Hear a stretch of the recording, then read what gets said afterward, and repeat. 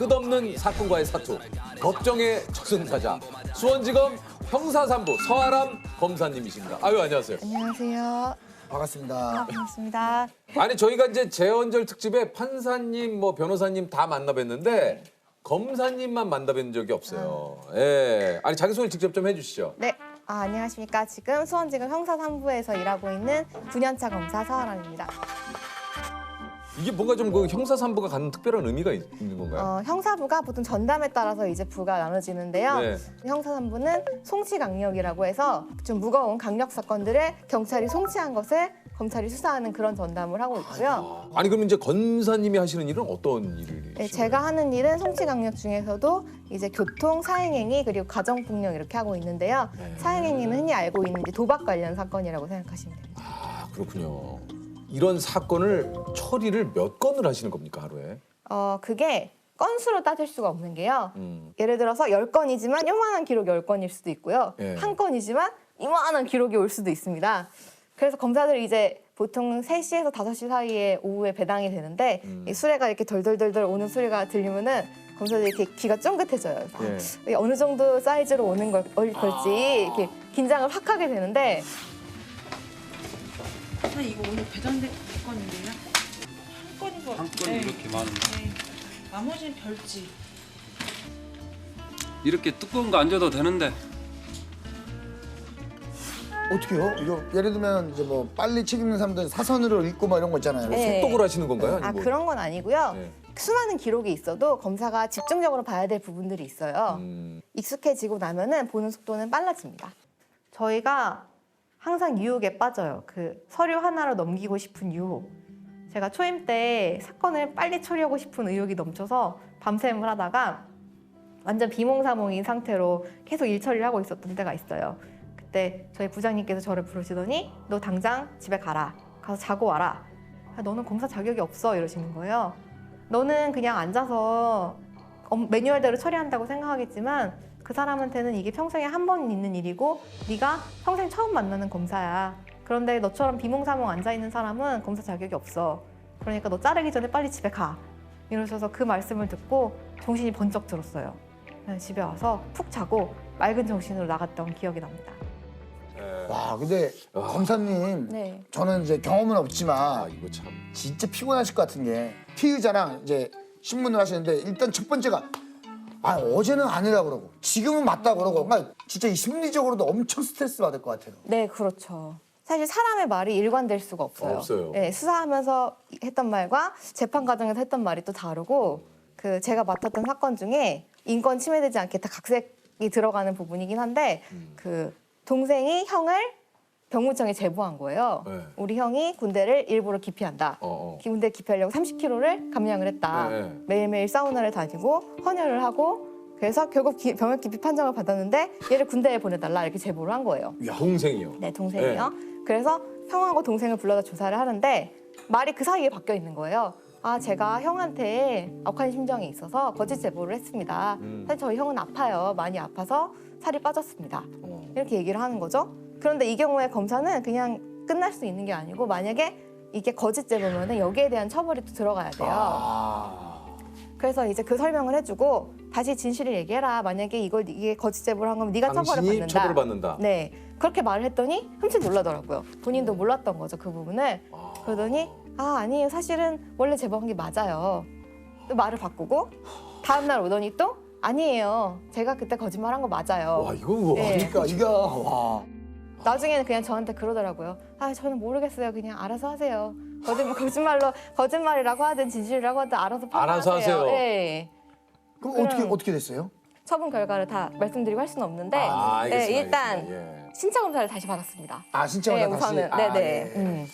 아니, 피의자를 조사를 하다 보면 또 여러 가지 예상하지 못한 일도 많이 일어난다고 그래요. 네네. 어떤 무전취식 많이 하시던 할아버님을 조사한 적이 있었는데 그 무전취식이라는 식당에 들어가서 돈 없는 상태로 밥 먹는 거예요. 네. 근데 처음부터 돈을 낼 의사나 능력이 없는 상태로 음식을 주문하는 순간 사기죄가 됩니다.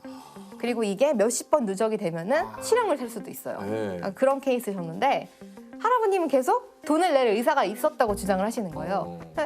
할아버님 그때 경찰분이 확인하시니까 지갑에 돈 아무것도 없고 카드도 없으셨대요. 그러면 돈 내실 의사 없으신 거 아닌가요? 아, 돈을 낼 의사가 있었대요. 사람이 마음만 먹으면 돈은 어디서든 구해올 수 있다는 거예요. 아, 할아버지 그거 좀 말이 안 되는 것 같은데 그때 갑자기 너무 화가 나셨는지 바지를 벗으시고 그 자리에서 대변을 보시기 시작한 거예요. 갑자기요? 네, 갑자기. 대변을 봐요? 네네. 아 근데 네. 근데 사실 대변도 뭐 이게 배가 아파야지 보는 거지. 그렇게 아니 근데 그게 너무 대변을 신기해요. 대변을 왜 봅니까? 항의하는 의미에서. 네, 그래서 네, 그런 일이 있었죠. 불만을 품으신 분들이 많이 오시기 때문에 항의를 굉장히 다양한 방법으로 아이고. 하세요. 야. 제가 한 번은 구속 피의자를 조사하는데 상습 절도범이에요. 네. 딱 이제 조사 마치고 가려는데 교도관님이 잠깐 이러시는 거야. 네, 오더니 피의자를 이렇게 툭툭툭 터세요. 그랬더니 갑자기 여기서 제 펜이 떨어지고 제 거 도장이 떨어지고 제 거 지갑이 떨어지고 이러는 거예요. 아, 그 와중에 또 졸도했어요? 조사하는 와중에 그거를 다 훔친 거예요. 이거 뭐예요? 그랬더니 저를 보고 씨 웃으면서 딱 이러시더라고요.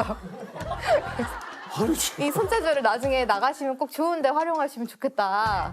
네. 아니 진짜 별 참 희한한 분들. 별의별 사람들이 아, 네. 참 많네. 그분은 딱히 절도의 범위가 있었다기보다는 그냥 자기가 이만큼 한다고 자랑을 하고 싶었던 것 아. 같아요. 예. 제가 들은 이야기 중에는 네. 이렇게 오신 분들이 모성애를 자극하는 사람들이 엄청 많다고 얘기 들었어요. 그렇죠, 그렇죠. 자기 애가 아닌 애를 데려오는 경우도 있습니다.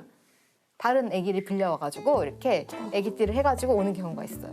내 애기가 예, 아닌데. 예, 예. 힘들다는 걸 어필하기 위해서. 근데 그런 경우는 꽤 많아요. 법정에서도 피고인이 일부러 자기 앞에다가 조카나 뭐 앉혀놓는 경우가 있어요. 그 결정적인 순간에 구형 전이라든가 아빠 이렇게 부르게 해요. 울게 하거나. 네, 그러면 이게 또 나름의 작전인 거죠. 거기서. 진짜. 아, 네. 아니 근데 저 그 보니까 보이스 피싱만 매달 100건 이상씩 맡으셨다고. 제가 초임 때 보이스피싱을 몇 건을 집중적으로 적발을 했더니 청에서 비공식적인 보이스피싱 전담이 돼서 네. 보이스피싱 사건을 많이 맡은 적이 있어요. 야, 어떤 사건이 좀 기억에 좀 남으시는지요? 아무래도 잘 몰랐던 사람들이 실수로 발을 들이게 되는 경우 그런 경우가 기억에도 많이 남고 공감도 가고 안타깝고 한 것 같아요. 모르는데 보이스피싱에 내가 이렇게 연루가 되고 네네. 거기에 이제 가담이 되는 경우는 네. 어떤 경우입니까? 제가 만났던 그 20대 청년 중에 그런 사람이 있었어요. 오랫동안 백수 생활을 한 거예요. 집에서는 맨날 천덕꾸러기 취급을 받고 그러다가 어느 날 인터넷을 통해서 호주의 워킹홀리데이를 무료로 보내준다고. 오. 네, 그걸 보고 이제 신이 나서 짐을 싸서 출국을 하러 간 거죠, 공항에. 예. 갔더니 자기 같은 사람들이 많이 있고 어떤 인상 좋아 보이는 형님이 음료수를 주면서 오늘아 고생했다, 이거 마셔라 하니까 본인은 감동을 받아서 아, 감사합니다 하고 받아 마셨어요. 그런데 기억이 없어지네요, 갑자기. 눈을 떠보니까 태국에 와 있어요, 호주가 아니고. 태국의 그 수쿰빗의 어느 어두침침한 오피스텔에 와 있는 거예요. 그날부터 이 오피스텔 밖으로 한 걸음도 못 나가고 콜센터를 하는 거예요, 한국으로. 대본에 따라 전화를 거는 거죠. 하루 종일 전화만 걸어요. 그렇게 한 몇 달을 감금이 돼 있었는데 감금이 돼 있는 동안은 여기 태국 조폭이 문 앞에 앉아서 지키고 있대요, 못 나가게. 그렇게 감금 생활을 두세 달 하고 나면은 그 다음부터는 나가라고 해도 이 친구들이 안 나가요. 돈을 많이 받으니까 그거에 이제 유혹에 빠진 거죠. 처음에는 자기도 이런 일 하면 안 되는데라고 생각하면서도 그 수당 들어오는 거 보면은 어느새 잊게 된다고 하더라고요. 그리고 그 친구 말은 그랬어요. 이게 사람을 직접 대면하는 범죄가 아니고 그냥 통화만 하는 거니까 별로 죄책감이 안 느껴진대요. 네. 내가 여기에 이런 일을 해서는 안 된다라고 생각을 함에도 불구하고 여기에 그냥 깊숙이 나도 모르게 젖어들게 되는. 와, 이게 참 그게 무섭네요. 정말 그 언론에서 듣는 것과 실제로 당하는 게 다르거든요. 그러니까요. 저도 전화를 받아본 적이 있어요. 아, 보이스피싱을요? 네. 예. 제가 그때 서울 남부지검에 있었는데 네. 남부지검이 금융범죄 수사를 중점적으로 하고 있어서 네. 굉장히 사칭이 많이 되는 곳 중 하나예요. 예, 맞아요, 네, 맞아요. 제가 이렇게 집에 있었는데 전화가 온 거예요. 그래서 저 남부지검 누구누구 수사관입니다 하길래 전 당연히 청에서 건 전화인 줄 알고 아, 네, 그러세요. 그랬더니 막 얘기를 해요. 아무 생각 없이 듣고 있었죠. 듣고 있다가 잠깐 뭔가 이상한데? 근데 잠깐 끊으면서 잠깐만요, 저 지금 형사사부 서하는 검사인데요. 지금 몇 방 어느 선배님 방에서 전화 거시는 거예요? 그랬더니 저쪽에서 갑자기 움찔해요. 네. 그러더니 한참 있다가 죄송합니다 하고 딱 끊는 거예요. 그래서 아, 이거 보이스피싱이구나. 저도 그때 보니까 그 번호가 다르더라고요. 그러니까 전화를 받는 순간은 사람이 방심하게 되는 거예요, 확실히. 야, 네. 그러니까 현직 그 검사님도 그냥 실제 네네. 예, 처음 전화한 줄 알고 청전한 줄 알고 야 말씀하신 대로 이제 초임 검사 시절에 진짜 바빠가지고 네. 소개팅 나갔다가도 이게 또 예. 아, 그게 이제 지명수배자가 잡혀오는 경우가 있어요. 지명수배자가 잡혀오면은 영장을 쳤던 검사가 나와서 직접 조사를 하게 되는데 네. 이게 보통 당직 검사가 있으면 당직 검사가 맡아줘요. 근데 초임 검사는 선배한테 자기 사건을 맡기기가 되게 어렵잖아요. 그러니까 보통 이제 조사하러 나오거든요. 근데 제가 소개팅을 하러 갔는데 저희 남편이 있어가지고 소개팅을 하러 아 지금 그냥 소개팅 상대 상대가 아닙니까? 아닙니다. 아 네, 제가 그 당시 소개팅을 계속 하고 있었거든요. 근데 그날따라 이상형이 나온 거예요. 오, 이상형이 나와. 뭐 그럴 수 있죠. 이거 예. 예전 일이니까. 예, 뭐 네. 과거 일이니까. 예. 이상형이 나왔는데 예의도 너무 바르고 예, 그래서 오늘은 잘 되겠다. 그래서 저희 카페 들어가실까요? 카페 들어가려고 하는데 전화가 걸려온 거죠. 검사님 누구누구 잡혔습니다. 오셔야 될 것 같아요. 그래서 어떻게? 그래서 제가 얘기를 했다. 저 지금 일이 생겨서 가봐야 돼요. 이렇게 말씀드렸더니 이해를 못 하시더라고요. 너무 황당하죠. 자기는 그쵸. 오늘 친구 결혼식도 지금 못 간다고 그러고 왔는데 왔는데. 일은 미루면 되는 거 아니냐, 주말인데 월요일에 가서 하면 되는 거 아닌가요? 그래서 그렇게 할 수가 없는 일이에요. 그렇게 설명을 하고 달려왔죠. 그 주선자가 다음날 전화 와서 마음에 안 들면 차라리 마음에 안 든다고 말을 하지. 뭐 하는 거냐 지금. 네, 무슨 매너냐 그게. 네, 이 자리를 빌어서 그분께 죄송하다는 말씀을. 아. 네. 하지만 그분과 인연이 안 되어서 지금은 지금 만나신 지금 거 아니에요? 남편을 만났습니다. 두 분은 네. 저기 뭐 실례 될 수 있을지 모르겠습니다만 소개팅으로 만나셨습니까? 어떻게? 아니, 소개팅으로 만난 건 아니고요. 대학교 때 스터디를 같이 했었어요. 그래서 그렇게 알고 지내다가 저도 이제 형사 사건 많이 하는 변호사거든요. 그래서 네. 남부지검에 자주 왔다 갔다 하다 보니까 그렇게 해서 연이 돼서 이렇게 결혼하게 됐습니다. 말씀을 또 엄청 잘하시네. 아니, 이게 말씀을. 법 쪽에 계시려면 일단 말씀을 좀 잘하셔야 되나 봐. 혹시 자녀분들이 지금 네. 몇 살? 지금 4살, 2살입니다. 아 그래요? 뭐 아직까지는 뭐 이렇게. 저는 궁금한 게 검사님이면 혹시나 자녀분들이 뭐 잘못을 했을 때 네. 뭐 이제 그런 것도 조금 다르게 어떻게 훈육을- 혼내시는지, 네. 훈육을 하시는지. 제 남편이랑 저랑 제 남편도 변호사다 보니까 둘이 법률 용어로 이제 막 애들의 죄상을 토론하는 경우는 있어요. 어떤 공동정범이냐 합동정범이냐 뭐 방조범이냐 누구의 죄가 더 크냐 쟤는 반성하는 기미가 없다 얘는 가중처벌이다 저희끼리 막 열띠게 토론하고 있어요. 자녀분들의 가중처벌 너무 웃기네요. 애들은 이제 관심 없어져서 가버리죠. 아니 그 평소에 검사님으로 이렇게 일을 하시면서 이런 법이 있었으면 좋겠다 하시는 거 있어요? 최근 이슈가 되고 있는 스토킹 관련해서 네, 스토킹이 원래는 경범죄로만 처벌이 됐었죠. 이번에 새로 법이 추진이 돼서 입법이 될 경우 징역형이나 벌금형으로 처벌받을 수 있게 돼서 굉장히 다행이라고 생각하는데요. 정말 다행이에요. 사실 네. 검사들도 스토킹 피해를 많이 당해요. 그래요? 네네. 안 그럴 것 아니, 같잖아요. 무슨 스토커가? 두 경우로 나눠지죠. 네. 불만을 품은 경우와 집착하는 경우. 네. 전자 같은 경우는 자기가 처벌받은 거나 아니면은 자기가 고소한 사건을 기소해주지 않은 경우 지속적으로 불만을 품고 계속 편지를 보낸다거나 찾아온다거나 따라다닌다거나 네. 이런 경우가 있고요.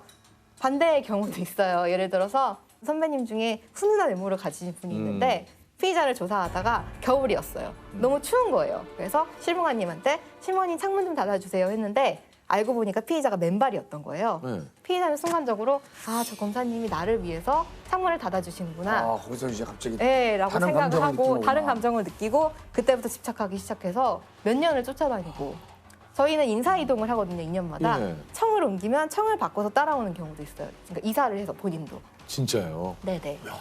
그리고 예전에 어떤 부장검사님 같은 경우는 야근하려고 저녁 먹고 들어와서 집무실 문을 열었는데 어떤 여자가 옷장에 이렇게 앉아있는 머리를 이렇게 싹 늘어뜨리고 부장님을 기다리면서 네.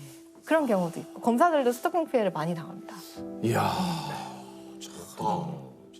스토킹 자체는 경범죄로 분류가 됐었죠, 기존에. 근데 원래 경범죄라는 거는 그런 거거든요. 일정 데시벨 이상으로 소리를 지른다던가 쓰레기를 투척한다든가 노상방뇨를 한다든가 이런 사소한 범죄들과 스토킹이 같은 선상에 놓여 있었던 거죠. 새 모녀를 살해한 피의자의 이름과 나이 그리고 사진이 오늘 공개됐습니다. 경찰은 이번 사건을 치밀하게 계획된 스토킹 범죄로 결론 내렸습니다. 2달 동안 회사 근무 시간까지 몰래 찾아내면서 피해 여성을 집요하게 괴롭혔습니다. 사실 저희가 형사 사건을 들여다보면 스토킹이 전반에 깔려있는 사건들이 많아요. 사실 핵심은 스토킹임에도 불구하고 이걸 처벌하지 못하기 때문에 그 가지에 깔려있는 자잘한 뭐 주거침입, 폭행, 모욕 이렇게 자잘한 범죄들로밖에 처벌할 수 없는 경우가 많아서 저희는 굉장히 안타까운 거예요. 그게 하지만 현행법이 없으니까 처벌할 수 없어서 검사로서 무력감을 느끼고 안타까움을 느끼는 경우가 많았는데 이번 법이 잘 시행돼서 그런 부분이 확실하게 처벌될 수 있으면 정말 좋을 것 같습니다. 스토킹을 처벌할 수 있는 법이 오늘 국회를 통과했습니다. 이 법이 국회에서 처음으로 논의된 지 22년 만입니다. 앞으로 스토킹 행위는 최대 징역 5년 이하에 처해질 수 있는 중범죄가 됩니다. 지금까지는 10만 원 이하 벌금형이나 최대 29일까지 붙잡아두는 구류 등만 가능했습니다.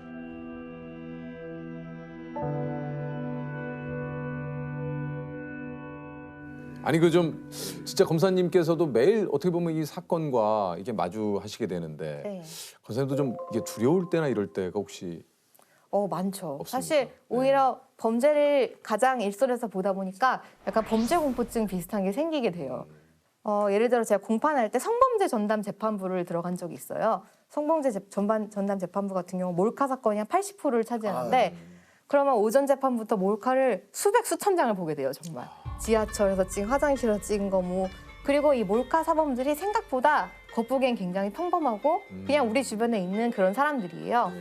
제가 봤던 사건들 중에 어떤 피고인은 교회 집사고 딸도 셋이나 있어요. 지역사회에서 너무 명망이 높은 사람인데 몰카를 계속 찍다가 어느 날은 모텔에 투숙해서 그 캠으로 영상을 찍은 거예요. 그러다가 이제 이게 들켜서 체포가 됐는데 체포 과정에서 그 SD카드를 뽑아서 씹어서 먹었어요. 증거를 인멸하려고. 평범한 사람이 어디까지 나락으로 떨어질 수 있는지 보여주는 사례잖아요. 저는 그 사건을 딱 재판을 하고 나니까 화장실을 못 가겠더라고요. 법원 화장실에도 못 들어가겠는 거예요. 여기도 몰카 있으면 어떡하지라는 생각이 들어서 어디 여행지 가서도 호텔에서도 옷을 갈아입을 수가 없겠더라고요. 자 공통 질문 한번 드려볼까요? 네, 들어보겠습니다. 네. 검사님이 생각하는 세상에서 가장 무서운 사람은 누구일 것 같으세요? 제일 무서운 거는 억울한 피의자. 억울하지만 내가 아직 알지 못하는 피의자가 가장 무서운 것 같아요.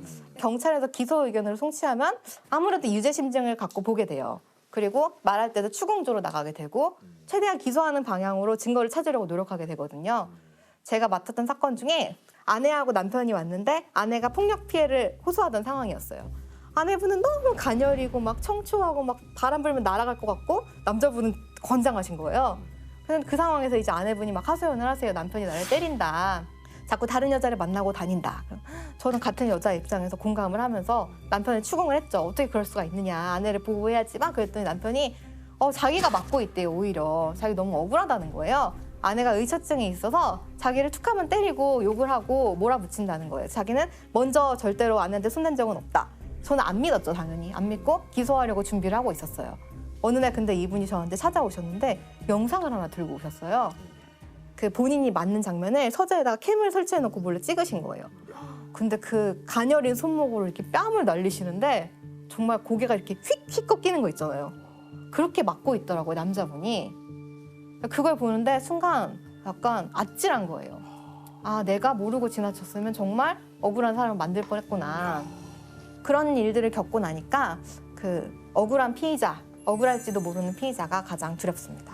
억울한 피의자가 가장 두렵다. 그래서 항상 고민하고 모르고 넘어갈까 봐 무섭고 그래서 최대한 그 진술에 의지하지 않고 사건을 처리할 수 있게 증거를 많이 찾으려고 더 노력하게 되는 거예요. 한편으로 검사님께서 이런 얘기를 해주시니까 또 좀 뭔가 오히려 좀 안심이 되고 든든합니다. 왜냐면 자기 확신이 정말 무섭거든요. 그렇죠. 네. 일단 소개를 좀 해주시죠. 네네네. 저는 금융감독원 이제 불법 금융대응단이라고요.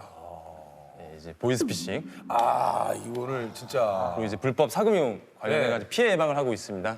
불법 사근육 피해 예방. 예예예. 어허. 금감원이 뭐 하는 데입니까? 기본적으로는 금융 소비자 보호와 금융시장의 안정을 위해서 금융회사를 관리 감독하고 있고요. 또한 이제 금융 소비자분들이 불법 사금융 또는 이제 보이스피싱으로부터 피해를 당하시지 않도록 피해 예방 업무를 하고 있습니다. 그러니까 한마디로 이제 금융에 관련된 모든 그 이 소비자분들을 좀 보호하고 네. 금융권에 있는 여러 가지를 이제 감독하고 예, 하는 예. 역할이 금감원의 역할이군요. 예, 맞습니다. 아, 제가 아까 살짝 얘기했지만 주워 들은 얘기로는 금융권의 저승사자다 이런 또 닉네임이 있는데 이것도 예, 예. 좀 맞는 얘기입니까? 예. 예를 들어 스포츠로 따자면은 네네. 심판자의 역할을 하기 때문에 그러니까. 어느 정도 냉정한 이제 에. 마음가짐이 필요하니까 아마 그렇게 부르시는 것 같습니다. 보이스피싱 사실 네. 이 보이스피싱도 막상 뉴스를 보거나 이렇게 기사를 보고 아유 근데 이거를 왜 속을까? 예. 근데 당하면- 진짜 귀신에 홀린 듯이 당한다 그러더라고요. 예, 맞습니다. 네네. 예, 예. 예, 예. 생각보다 지금도 피해자들이 많이 있나 봐요. 일평균 한 194명 정도 분이 하루에 26억 정도의 피해를 보거든요. 작년 한 해 기준으로는 6,720억 원 정도입니다. 얼마요? 6,720억 원이고요. 6,700억 원. 근데 아마 뭐 실제 피해 구제 신청을 안 하셨거나 그러는 경우를 또 감안했을 때는 더 높을 걸로 보고 있습니다. 뭐 이게 점점 진화가 되는 게 예전에는 좀 해외에 거주하고 있는 분들이 전화를 해서 목소리 톤이나 이제 이런 걸로 아 이게 보이스피싱이구나라는 걸 쉽게 알아챘는데 지금은 그럴 수가 없어요. 요즘에는 뭐 예, 맞습니다. 어떻게 좀 이렇게 좀 당하시는 사례도 굉장히 좀 뭐 다양하겠지만 요새는 이제 예전에 어떤 그 연변 사투리 그런 거는 최근에 전혀 없고요. 검찰 또는 금융감독을 아 맞아 그런 거 많죠. 사칭해서 당신이 범죄에 연루가 됐다. 맞아요. 여보세요. 예, 네. 혹시 맞습니까? 맞습니다. 예. 네, 수고가 많으십니다. 서울지방경찰청 금융범죄 수사과의 최민철 수사관이라고 합니다. 본인 앞으로 연루된 사건 때문에 전화드렸습니다. 범죄에 연루됐다고 하면 덜컥 순간적으로 겁이 나죠. 당황을 하거든요. 당황하죠. 심리적으로 압박감을 느끼고 네. 그 상황에서 당신이 죄가 없는 부분에 대해서 입증할 수 있게끔 내가 기회를 주겠다. 당신의 재산이 어떤 불법 자금인지 여부에 대해서 우리가 확인해 보겠다. 이제 그분들이 가지고 있는 재산을 하나하나씩 다른 곳으로 이체를 유도를 합니다. 아니 이게 뭐 사실 이게 말씀하신 대로 30년간 모은 돈 9억을 대출 그것까지 총 18억을 상이 당한 예. 어르신이 계세요. 그분 같은 경우도 당신이 범죄에 연루됐다라는 식으로 전형적으로 접근을 했고 당신이 수사에 협조만 잘 한다면 범죄 예방에 엄청난 일조를 하고 있는 거다라고 속으셔가지고 그러니까 한마디로 내가 큰 도움을 준다라는 예, 어떤 좀 맞습니다. 약간의 그런 사명감과 예, 더불어서 예. 이런 일들을 하신다는 네, 거예요. 맞습니다. 그리고 이제 걔네들이 자산 보호 조치, 그러니까 자산 동결 이런 단어로 언제든지 원상 회복 시켜주겠다. 걱정하지 말아라. 네. 그럼 그분은 이제 돈을 갚아야 되는 거잖아요. 또 네, 갚아야 돼서 제가 이제 금융회사 전화했거든요. 그래서 이분이 피해자고 이제 인간된 도리로서 좀 배려는 최소한 하자. 해서 연락은 좀 자제하고 유예나 이제 이자율 조정 같은 걸 이제 얘기는 갚긴 해놨거든요. 갚으셔야 되는구나. 예. 이게 참 아 말이겠지 9억을 어떻게 갚아요? 예. 참 진짜 진짜 나빴다. 올해도 정말 안타까웠던 일들이 많이 있었는데요. 네. 지방의 뭐 국립대 취업 준비생 같은 경우에는 이제 본인이 보이스피싱 피해를 당하고 극단적 선택을 했거든요. 담당 검사가 누군지 정도 아셔야 되니까 제 소개 잠깐 할게요. 네, 여기는 그 서울중앙지방검찰청 첨단범죄수사팀의 팀장을 맡고 있는 김민수 검사예요. 여기 담당 검사입니다. 자, 본인 현재 지금 배터리 잔량 몇 프로예요? 항전하시면서 조사 받으세요. 본인 전화 꺼지면 바로 본인 수배고 체크영장 나가면 2년 이하의 징역이 처벌받잖아요. 전화 사기에 시달리다가 스스로 목숨을 끊은 20대 취업 준비생의 사연을 지난 2월에 전해드린 바 있는데 경찰이 추적 끝에 결국 이 사기 조직의 중간책을 검거했습니다. 지난 1월 전북 순창에 살던 20대 취업 준비생 김모 씨는 전화 수사에 협조하지 않으면 구속된다는 말에 전화를 끊을 수가 없었습니다. 이런 협박에 놀란 김 씨는 결국 은행에서 400여만 원의 돈을 찾았고 KTX를 타고 서울로 올라와 지시대로 마포의 한 주민센터 보관함에 맡겼습니다. 하지만 통화가 무려 11시간 만에 서울 여의도에서 밤늦게 끊어지자 김 씨는 조만간 구속된다는 심한 부담감에 그만 목숨을 끊었습니다. 금융 사기범 본인이 잡는데 국가기관에 일조를 하고 있다라고 오해를 하셨고 갑자기 11시간 이후에 통화가 안 되니까 본인의 억울한 죄를 누명을 이제 소명을 못했다. 그다음에 국가기관에 협조하려고 했는데 그거에 대해서 도움을 주지 못했다라는 자책감 때문에 이제 본인은 보이스피싱인지도 모르는 상태에서 극단적 선택을 한 거거든요. 예.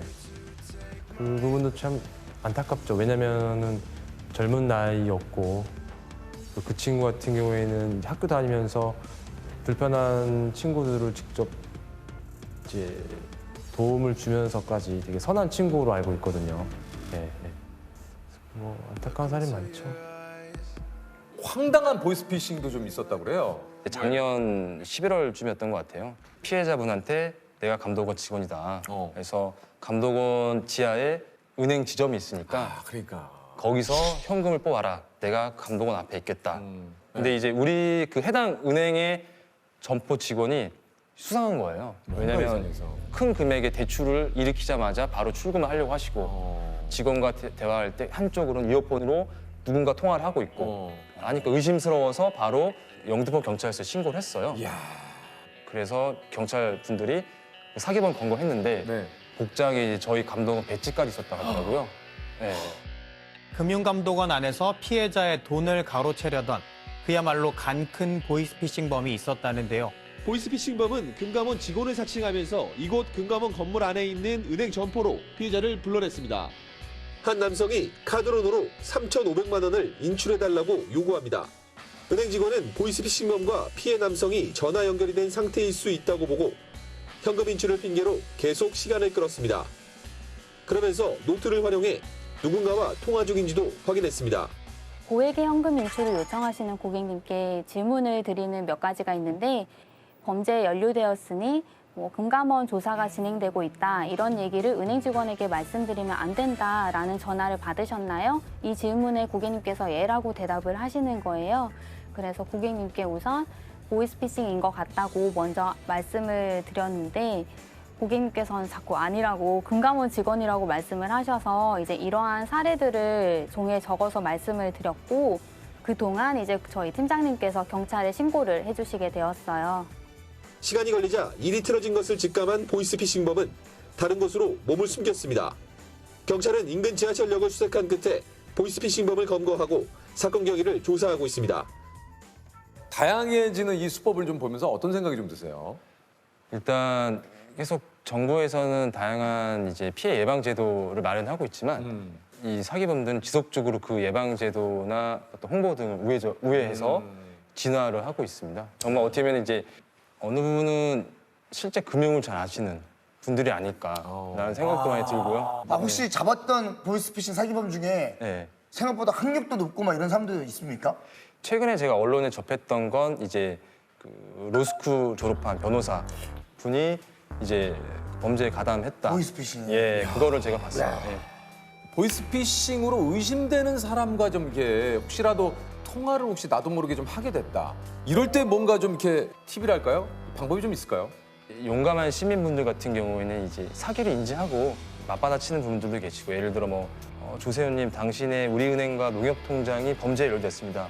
제가 농협은행인데 직원인데요. 이런 식으로 하시는 분도 계시고 저쪽에서 통화하게. 예, 안녕하세요. C캐피탈 강현철입니다. 예? 예, C캐피탈 강현철입니다. 그렇게 해서 밥 먹고 살겠어? 네? 그렇게 사기 쳐먹어서 밥 먹고 살겠어? 좀 프로답게 하라고, 프로답게. 내가 잘 따라해봐. 예, 고객님. 예, C캐피탈 김장성입니다. 이렇게 해야지. 네. 이렇게 해? 신경님, 이렇게입니다. 이러면 되겠냐고. 아, 예, 알겠습니다. 한 번 더 해주세요. 중국이야, 필리핀이야? 필리핀이요. 필리핀? 필리핀은 망고가 맛있는데. 망고? 수기실이시죠? 네. 예, 수고하십니다. 여기 서울중앙지검의 오명규 수사관이라고 합니다. 네. 왜 웃으세요? 아니, 자꾸 경찰 직원이라고 해서 전화가 와서요. 계속 이런 전화 받으셨어요? 네, 지금 4번째인데. 아, 왜 또 어떤 잘못 저질렀어요?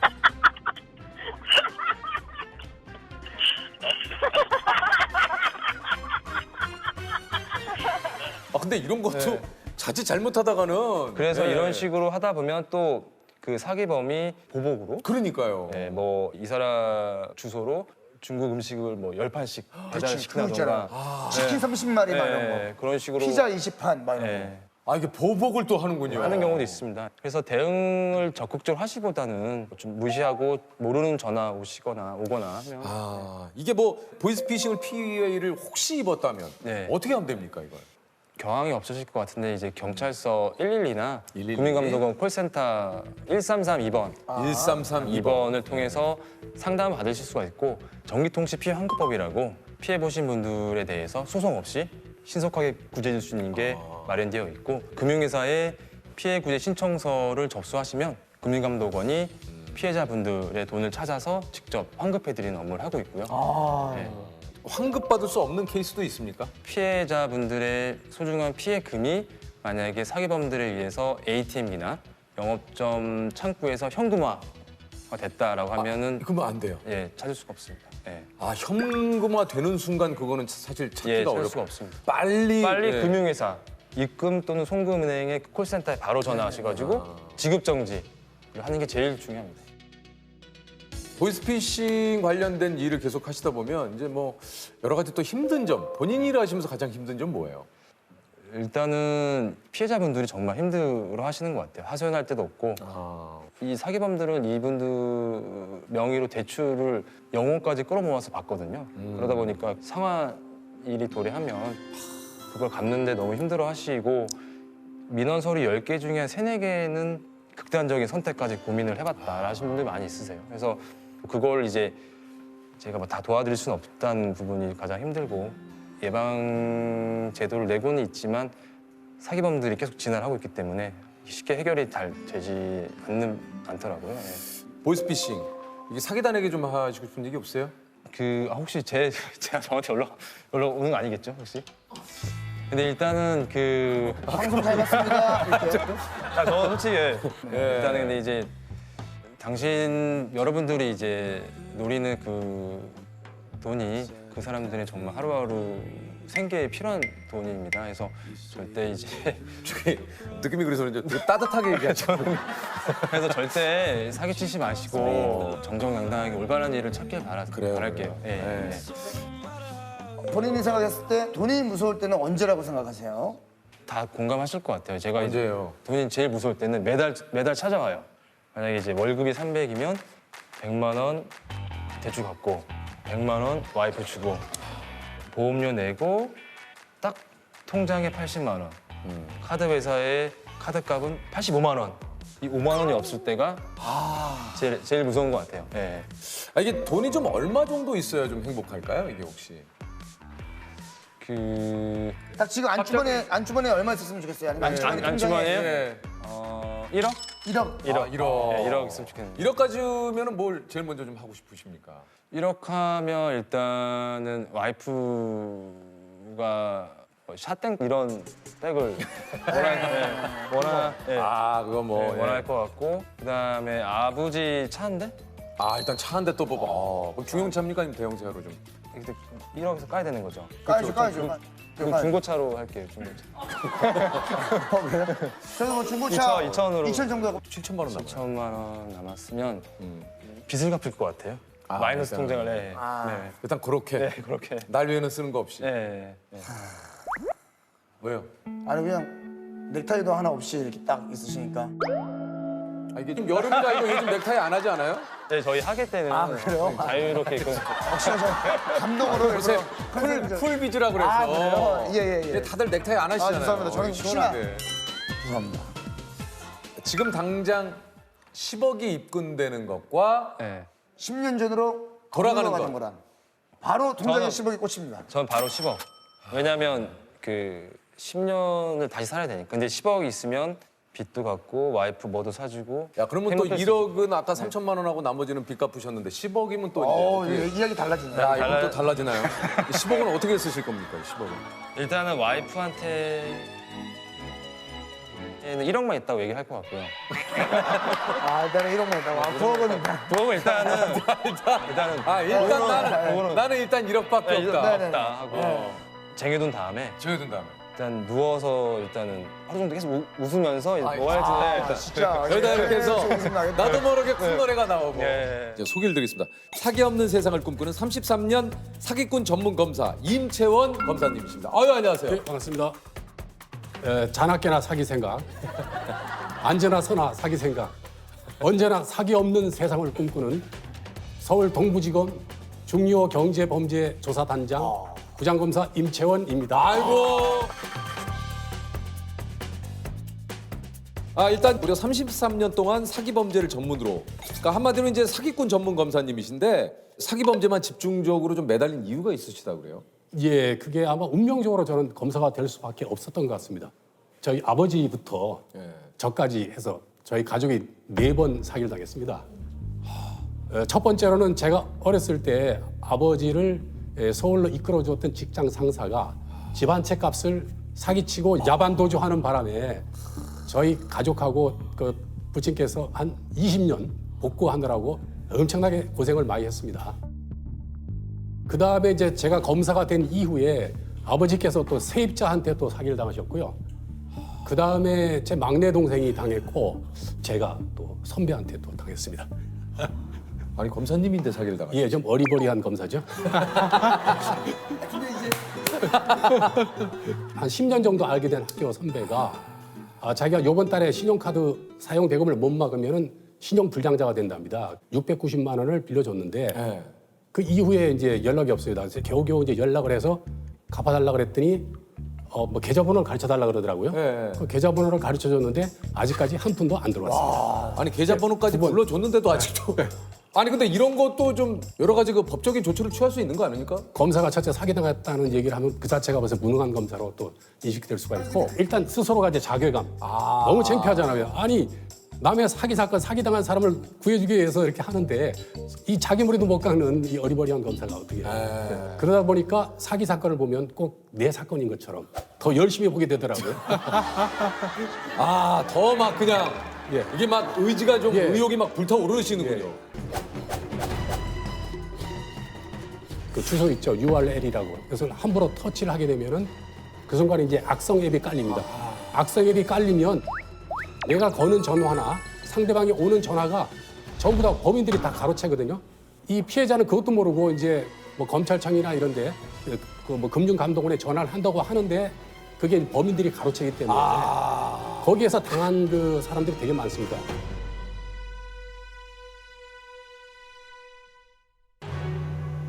그러니까 내가 아무리 뭐 어디다 확인해 보려고 전화를 하든 그 사람들이 받아서 뭐 검사나 뭐 금융감독원 직원인 것처럼 연기를 하게 됩니다. 심지어는 이제 그 학생들 상대로 보이스피싱 예방교육하는 교사가 3억 2천만 원 털렸고요. 3억 2천만 원이요? 예.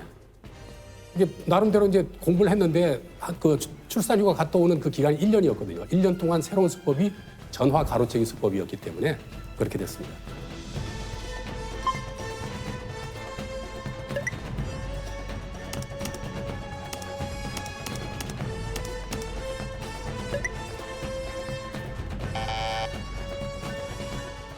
요즘 요게 또 그 자녀 사칭형 그 보이스피싱 있죠. 예, 되게 많습니다. 예, 최근에 뭐 기사도 많이 났지만 이제 뭐 액정이 망가졌는데 엄마. 예. 이게 가장 고전적이었는 건데 작년에 액정 떨어뜨렸다는 요걸로 해가지고 당한 피해 금액이 990억. 990억이요? 예, 엄청납니다. 아직도 이 수법을 모르는 분들이 너무 많은 것 같습니다. 와. 아니 그 저 심지어 지방 법원장님이 당한 보이스피싱도 있다고 그래요? 예. 2007년도에 당하셨는데요. 그 아들이 이제 납치돼서 장기를 뗀다 그러니까 놀래가지고 6천만 원 그냥 보냈죠. 근데 요새는 또 이게 또 더 진화가 됐습니다. 자녀의 그 휴대폰 번호 이제 그거를 이 휴대폰을 해킹해서 그 이제 그 부모한테 자녀 그 전화번호로 이제 연락을 합니다. 와, 이거 소름 돋는. 그만큼 또 수법이 또 진화가 됐죠. 와. 이게 이제 자녀분에게 전화를 이제 확인을 해보려고 하면은 공범이 계속 자녀한테 전화를 해가지고 전화가 통화 중으로 만든대요. 그렇죠. 거봐요, 뭔가 일이 있죠. 지금 전화 안 돼요. 해보셔도. 그러니까 이런 식으로 뭔가. 그러면은 엄마 살려줘라는 문자가 와요. 예를 들면. 그럼 이거 어떻게 이거를 확인합니까? 그거는 이제 일단 통화될 때까지 돈을 보내주면 안 되죠. 근데 사실은 착오에 빠진 상태에서는 이게 진짜로 느껴지거든요. 그게 저는 이제 최면이 걸린다고 하는데 범인들의 수법을 알면은 최면에 좀 덜 걸리거든요. 마음의 준비를 하고 있어야 됩니다. 아니 그래서 이제 그 검사님이 실제 보이스피싱범의 통화 내용을 오늘 좀 준비를 해오셨다고 하는데요. 진짜요? 과연 사기를 부르는 말은 어떤 것일지 한번 우리 자기님들, 한번 우리 시청자 여러분들도 한번 맞춰보시기 바라겠습니다. 네, 서울중앙지검의 이기훈 수사관입니다. 현재 본인과 연루된 개인정보 유출건 때문에 몇 가지 확인차 연락을 드렸습니다. 네, 본인 혹시 김용식이라고 들어보신 적 있으신가요? 네, 일단 저희 검찰 측에서 김용식 페이트로 인한 금융범죄 사기단을 검거한 상태인데 본인이 김용식의 일당들에게 통장을 판매한 가해자이신지 명의 도용을 당하신 피해자분이신지 그 진위 여부를 파악하고자 연락을 드린 겁니다. 네, 전혀 모르셨나요 혹시? 일단 사건 경위에 대해서 말씀을 드리자면 벌써 어디 뭐 검사 뭐 누굽니다. 어디 수사관 누굽니다 하는 순간 예? 이게 사실 혼이 나가거든요. 예, 맞습니다. 예. 여기에도 우리가 이제 보이스피싱임을 알 수 있는 단서가 있거든요. 여기 있어요? 예. 처음에 이제 혹시 뭐 이렇게 예. 그러잖아요. 그거는 이제 상대방을 한번 살짝 떠보는. 혹시라는 게. 혹시. 네, 본인 혹시 김용식이라고 들어보신 적 있으신가요? 네, 전혀 모르셨나요 혹시? 그다음에 반응을 봐서 그다음에는 일단 그러면 뭐 조사를 하자 이렇게 나와요. 일단.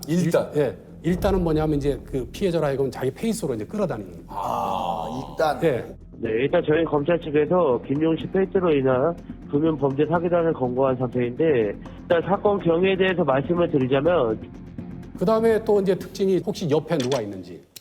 그 심지어는 이제 일행들과 운전하고 어디 가고 있는데 그래서 일행하고 같이 있습니다 그랬더니 목적지에 도착하면 그때 연락하라 이렇게 하거든요. 그래서 항상 혼자 전화를 받도록 합니다. 그러면 100% 보이스피싱입니다. 왜냐하면 옆에 누가 있으면 상의할 거 아닙니까? 그러면 뭐 범인이 하는 대로 최면이 안 걸리니까 그렇게 나오죠.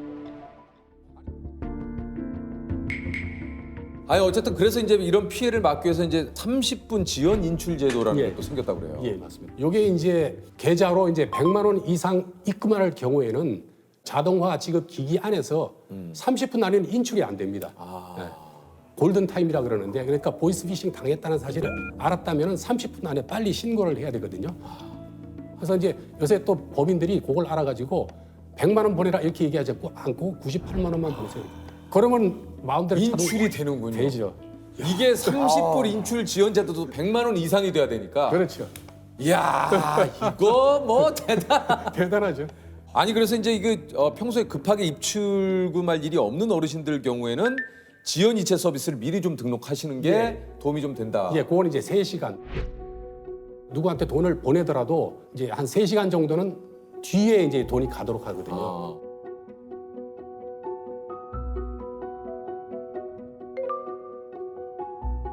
그러니까 이 30분 지연 그 인출 제도보다는 더 이제 이렇게 보호가 되는 거죠. 예. 우리 어르신들 말고도 또 요즘 그 젊은 분들도 예. 이렇게 좀 미리 해두면 좋은 것들이 좀 있습니까? 예, 있습니다. 개인정보 노출자 뭡니까? 개인정보 노출자 사고 예방 시스템. 예. 개인정보 노출자 사고 예방 시스템에 거기 뭐냐 금융감독원에서 만든 그 사이트인데요. 거기 들어가서 이제 개인정보를 입력을 하면 뭐 이렇게 새로운 또 계좌가 개설된다든지 아니면 새로운 그 신용카드 발급된다든지 이런 게 이제 예방이 되고요. 그 다음에는 이제 그 명의 도용 방지 예, 명의 도용 방지 서비스가 있습니다. 요거는 이제 정보통신 뭐더라? 정보통신진흥협회. 정보통신진흥협회에서 되게 검사님이신데 인간적이시네요. 그 굉장히 좀 인간적입니다. 검사님의 모더라가 너무 따뜻하게 나왔어요. 모더라가. 아니 어쨌든 이제 명의도용 방지 서비스에 가입을 하게 되면 어떻게 되는 건가요? 휴대폰을 보면 통상 3개, 4개 정도 한 사람이 이제 개통이 되는데 거기에 들어가서 이제 확인을 하게 되면은 내가 지금 현재 몇 개가 개통돼 있는지 그리고 추가로 개통되는 걸 제한할 수가 있고요. 만약에 또 어떤 사람이 내 명의를 도용해서 개통할 경우는 이메일로 문자가 옵니다. 그러니까 어느 정도 예방에 좀 도움이 되겠네요. 예, 많이 되죠.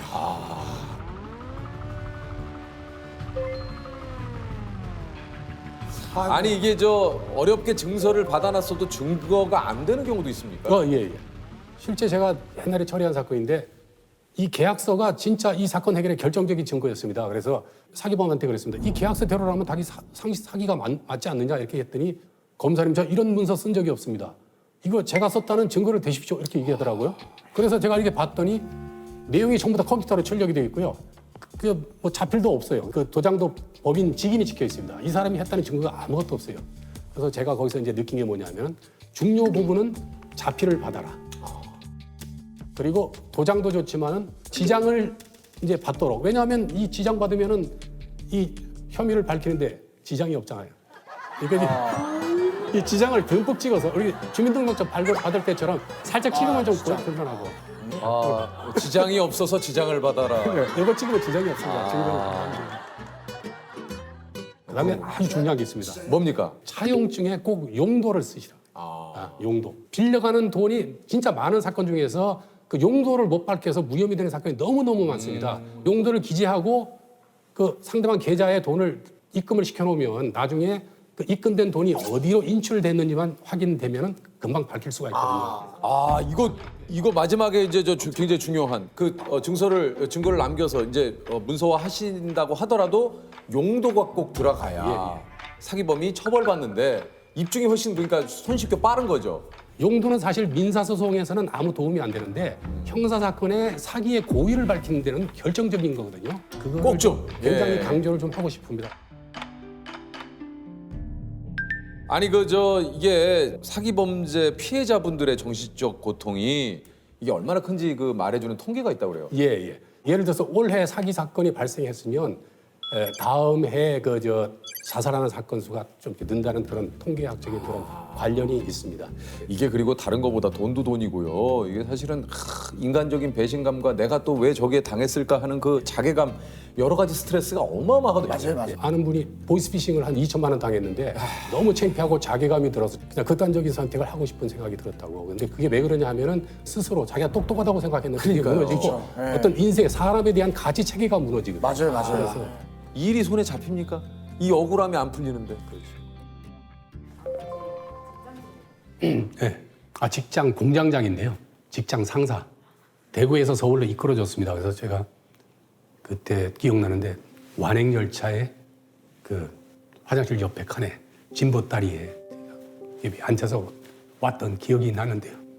그렇게 왔는데 그분이 사기를 직장 있는 사람들 사기를 다 쳐서 야만 도주하는 바람에 아버지는 집 한 채 살 돈을 다 날리고 이제 월세 낼 돈도 없어서 쫓겨나서 이제 기찻길 옆에 무허가 근무를 쳤습니다. 그 재건대라 그래가지고 이제 농마 이렇게 주워 오는 사람들 그 배 휴지 모아서 선별해가지고 파는 그걸 하셨는데요. 냄새도 많이 나고 굉장히 그 파리도 많이 끼고 굉장히 그 열악한 환경에서 어머니 아버지가 이제 작업을 하셨어요.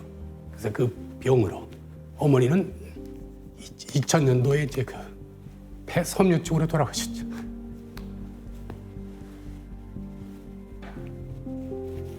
그러니까 그런 걸 생각하면 사기 사건을 그냥 볼 수가 없다. 아버지 소원이 평생 네가 판검사가 돼서 집안을 일으켜라. 그래가지고 이제 열심히 공부를 했죠. 그래서 3번 떨어지고 4번 만에 이제 시험이 됐는데요. 어떤 날은 내가 지금 진짜 어렵게 검사는 됐는데 너무 힘들다. 에이 나가서 그냥 변호사나 할까? 이런 생각도 했죠. 합격하고 나서요. 그 동네 어른들 다 모아놓고 지하에서 식당 하나 빌려서 잔치를 했습니다. 그때 제가 한 말이 어려운 사람들 위해서 열심히 하겠다 이런 얘기했어요. 그래서 그거를 실천했다고 할까요? 지금 이제 현직에서 지금 금년 12월 7일 날 은퇴. 이제 얼마? 이제 얼마? 만 63세가 되면 은퇴가 됩니다. 좀 기분이 좀 어떠세요? 기분이요? 진짜 사건 하나하나 속에 그 사람들의 사기 피해자들의 인생이 녹아 있거든요. 그래서 앞으로 이제 사기 예방 운동을 좀 하고 싶습니다. 사기꾼한테 돈을 빌려줄 때 차용증 하나 써달라 그러면 막 화를 내고 그 차용증이나 증거를 안 남기려고 하는 사람이 오히려 사기치려고 하는 사람이라는 그런 사회적인 인식이 형성된다면 굉장히 사기가 획기적으로 줄 것 같습니다. 그래서 그런 부분에 좀 내가 일조를 할 수 있다면 뭐 굉장히 의미 있는 삶이 될 것 같습니다. 소개드립니다. 100% 실화 전세 사기 웹툰으로 세입자들의 공감을 불러일으킨 카피라이터이자 웹툰 작가님 우리 루나 작가님이십니다. 안녕하세요. 반갑습니다. 반갑습니다. 네.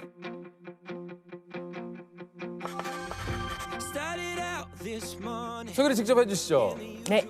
저는 17년차 카피라이터이자 루나파크라는 웹툰 콘텐츠 만들고 있는 만화가이자 시 쓰는 루나 홍인혜입니다. 반갑습니다. 아니 근데 나 작가님 이거 TVN의 슬로건 즐거움엔 끝이 없다 이거 작가님이 만드신 거라고. 아, 네. 진짜요? 즐거움엔 끝이 없다. TVN. 네. 이거 작가님 만든 거예요? 아, 제가 썼습니다. 네. 오, 그 실제 주인공. 네. 어디 가서 저도 이제 대표작이라고 덩덩거리고 다닙니다. 그러면은 한 번 쓸 때마다 껌발건으로 나옵니까? 아니면? 광고 일은 전혀 그렇지 않고요. 저희는 이제 저작권이 저희에게 없어요. 그래서 클라이언트, 저희는 이제 광고주라고 많이 부르는데 이제 그분들께 귀속되기 때문에 저는 뭐 봉급 받고 땡입니다. 네. 아 이거 내가 만든 카피 즐거움엔 끝이 없는데 내 봉급엔 끝이 있네. 네, 명확하게. 이거에 따라 네. 이게 연동이 안 되네. 네. 아주 명확한 끝이 있었죠. 네. 이거 아쉬운데. 하지만 오늘을 비로소 이제 루나 작가님이 네. 이 카피라이터의 그러니까. 주인공이라는 사실을 알게 되네요. 그러게요. 즐거움이 끝이 없다. 너무 쓰길 잘한 것 같아요. 아니 진짜요. 아니 그 외에도 이제 작가님이 만든 카피가 굉장히 많이 있을 것 같은데요. 겨울에도 집합 공부 첫 단어만 너덜너덜. 좋은 의자는 많은 것을 바꾼다. 의자가 인생을 바꾼다. 뿅뿅 이런 거. 루나의 전세 역전이 전세를 생각하는 사람들이 꼭 봐야 하는 만화라고 네. 하면서 이게 화제가 됐다 그래요. 네, 맞습니다. 이게 어떤 내용인지 좀 소개해 주시죠. 그게 이제 100% 충격 실화 이런 말을 제가 앞에 붙였는데 네. 제가 이제 겪었던 일이고 이제 보신 분들이 처음에 이제 귀여운 그림으로 이제 알기자기 진행되니까 뭐야 이러고 보셨다가 뭐야 이거 공포 영화보다 더 무서워 막 이렇게 아니면은 뭐 귀신 하나 안 나오는 남양 특집이다 뭐 이런 얘기 막 하셨거든요.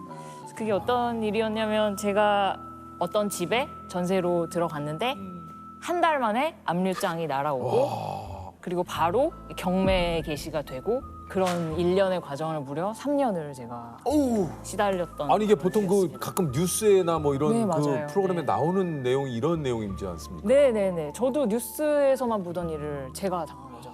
이게 사실 내가 그 당사자가 되면 정말 이거 굉장히 너무 당황스럽잖아요. 충격적이죠. 엄청나게 많이 살펴보고 들어간 집이고 등기부등본이라고 우리가 네. 부동산에서 꼭 확인하는 문서가 있잖아요.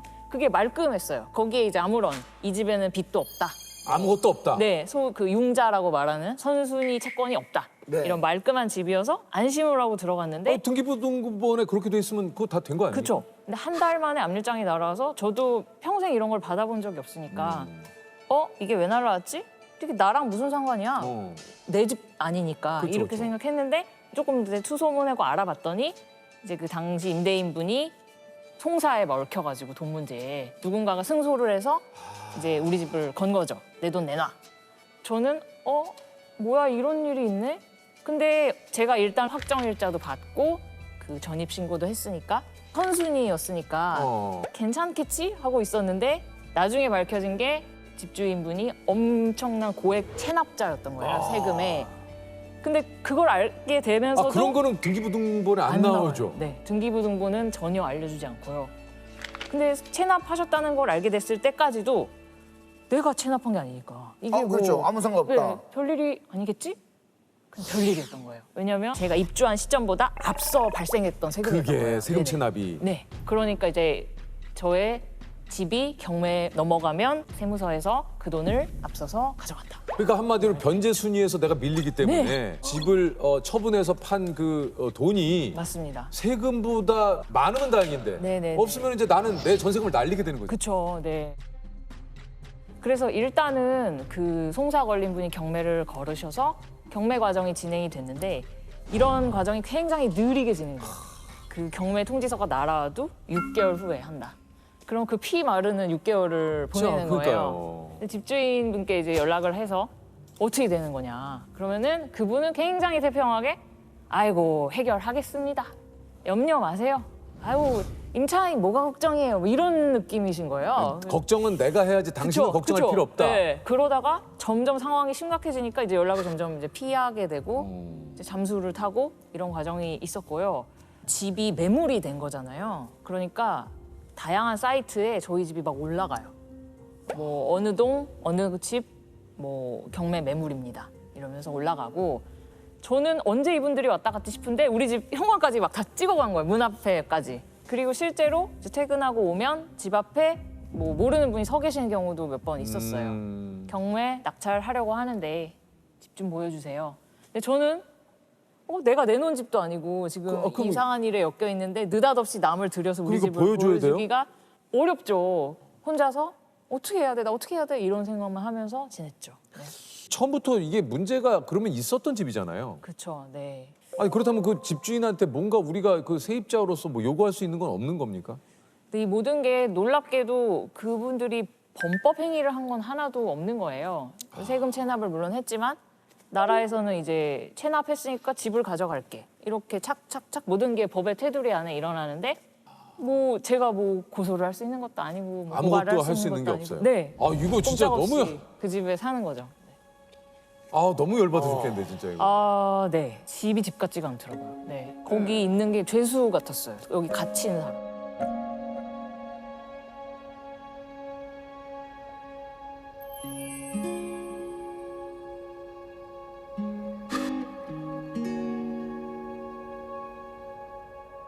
아 그러면 이게 도대체 좀 너무 궁금한 어떻게 해결이 됐습니까? 전세금 받으셨어요? 결과적으로는 이게 너무 오랜 세월을 끌어서 이제 만 3년이 되어가고 있는 시점에서 워낙 고액 체납이었기 때문에 계속 이자가 붙어가지고 점점 늘어나고 있었던 거예요, 체납액이. 그래서 눈덩이처럼 불어나서 나중에는 이제 경매 과정은 계속 홀딩을 막 하고 있었고 나라에서 이거는 더는 못 봐준다. 세금 내! 이러면서 그걸 공매를 걸어버렸어요. 경매와 공매가 비슷하지만 다른데 경매는 이제 개인 간의 송사 때문에 너희 집 팔아서 돈 내놔 이렇게 되면 경매고 나라에서 세금이 너무 많이 체납됐는데 집 팔아서 갚아 이러면 이제 공매.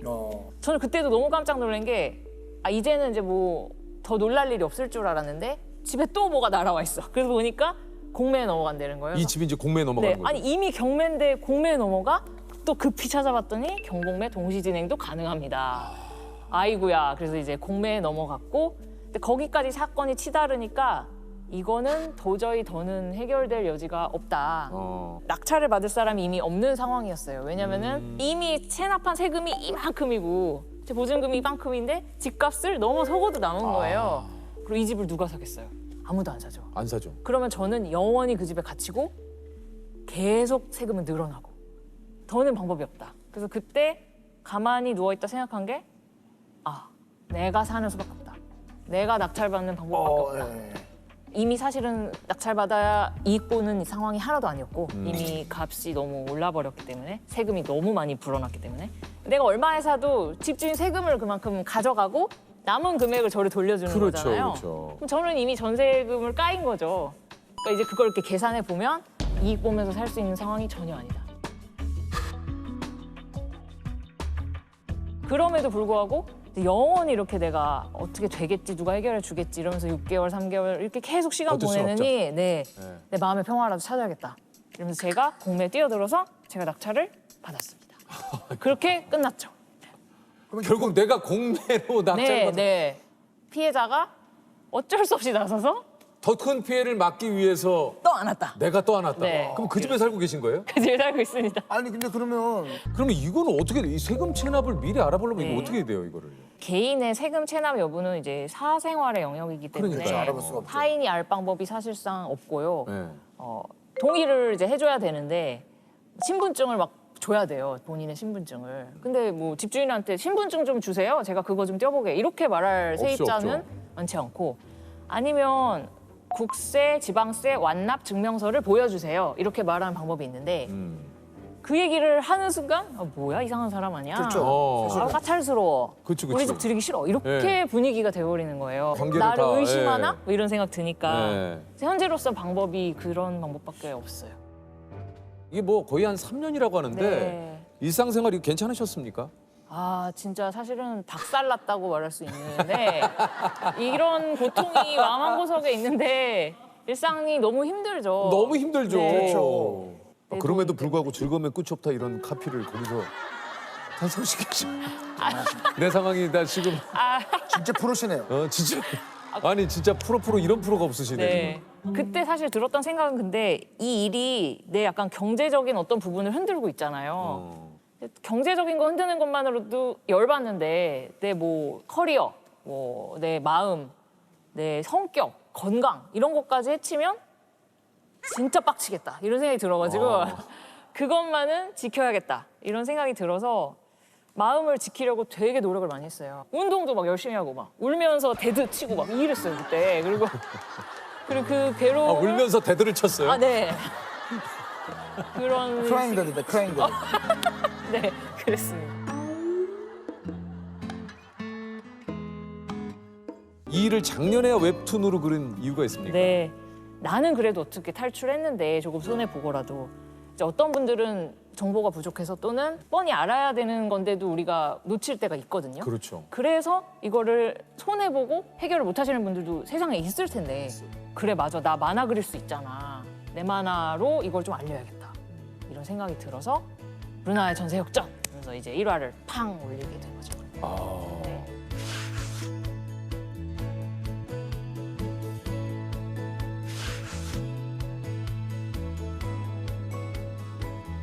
저는 이제 하나의 전세 사기 사례밖에 몰랐는데 그거 말고도 세상에는 아니 어떻게 머리를 이렇게 쓰나 싶은 수많은 전세 사기 수법들이 있더라고요. 어떤 수법들이 있어요? 이제 가장 좀 대표적이라고 할 수 있는 게 깡통 전세 이런 말 좀 요즘 들어봤어요. 많이 깡통 들어보셨죠? 전세. 예. 그게 깡통 전세가 뭘 의미하냐면 일반적으로 집값이 있으면 전세금이 한 80%선, 네. 60% 뭐 이래야지 이게 말이 되는 거잖아요. 근데 이게 뛰어넘는구나. 뛰어넘거나 같은 금액이거나 이러면 이제 집이 깡통 전세. 왜냐하면 집주인은 자본금 하나 없이 그 집을 손에 넣은 거잖아요. 이런 집 문제가 터질 확률이 굉장히 높죠. 그러니까 경매에 전세금으로 집주인이 집을 산 경우는. 네네네. 야. 나와 계약하는 사람이 이 집값 얼마예요? 그 말만 믿지 말고 내가 공시지가도 찾아보고 알아봐야 되는 주변에 다른 부동산도 좀 둘러보고 어플도 막 뒤져보고 해서 이 집값이 이 사람이 말하는 게 맞나? 그 신빙성을 좀 내가 체크를 조금 해야 스스로 되는 체크를 좀 해야 돼요. 네, 그런 방법이 있고요. 이제 또 이제 법에 약간 맹점을 노린 부분이 우리가 전세로 들어가면 전입신고 확정일자라는 걸 받잖아요. 네, 그렇죠. 그러면 이제 세입자의 권리가 보장되기 시작하는데 그게 신고한 다음 날 이 길부터 그 권리가 발동이 되거든요. 제가 오늘 전세에 들어가도 내일부터 그 하루를 그 틈을 타서 대출을 받아버리는 거예요. 집담보로. 그러면 나는 분명히 등기부등본 깨끗해서 들어갔는데 용자가 생겨버렸네? 내가 후순이네? 이렇게 돼버려요. 야, 진짜 대단하다. 입이 떡 벌어지죠. 네. 이거를 그러면 이런 사기를 안 당하려면 어떻게 됩니까? 일단은 기본적으로는 등기부등본 확인하고 전입신고 확정일자. 많이들 이제 상식적으로 알고 계시는 부분. 그건 정말 무조건 해야 되는 일이고요. 계약서에 특약을 놓는 방법이 있다고 하더라고요. 예를 들면 내가 들어간 날 혹은 다음 날 뭐 일주일까지라고도 하시는 분들도 계시다고 하더라고요.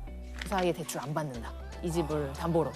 만약에 등기부등본에 그 사이에 대출로 인한 변화가 있을 시 계약 무효로 무효가 한다. 된다. 그런 이제 특약을 넣는 방법이 있다고 하더라고요. 이건 충분히 집주인한테 요구할 수 있잖아요. 이 말이 어려울 수도 있지만 부동산 공인중개사분께 말하면 그분은 전문가라 딱 아세요. 이거를 활용하시는 방법도 있습니다.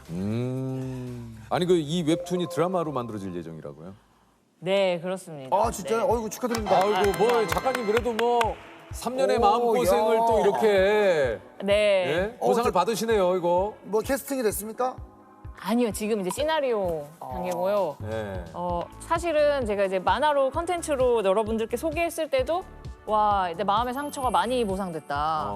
이런 생각했는데 드라마 계약하고는 진짜 역전되려고 그러네? 뭐 이런 느낌?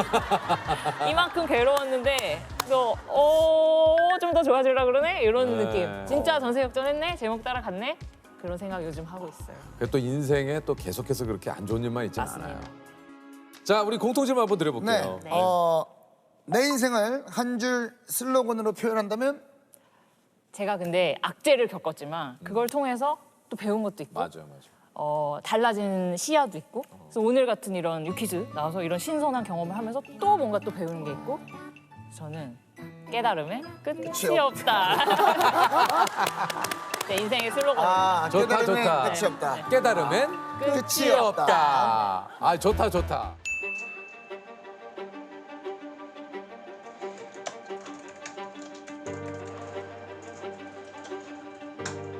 (2018년) 해커 최초 고등학교 정보교과서에 등재가 되고 2009년 코드게이트 국제 해킹 방어 대회 우승을 했어요.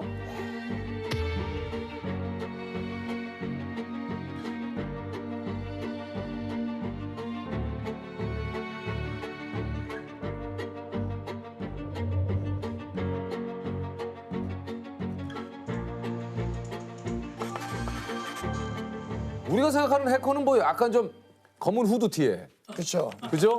남들이 알지 못하는 어디 으슥한 곳에서 뭔가를 계속 컴퓨터를 가지고 이런데 지금 화이트 해커는 어떤 일을 하는 겁니까?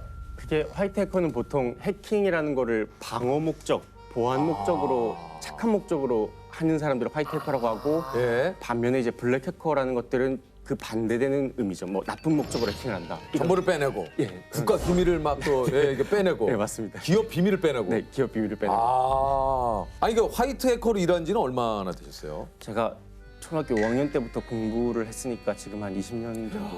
그러면 어릴 적부터 화이트 해커가 꿈이셨나요? 아니면 그래도 한 번쯤은 그런 블랙 해커에 대한 생각도 어렸을 때부터 그냥 그 화이트 해커 자체가 꿈이었고 영화나 이런 매체들을 보면 해커들이 엄청 멋있게 나오잖아요. 네, 맞아요.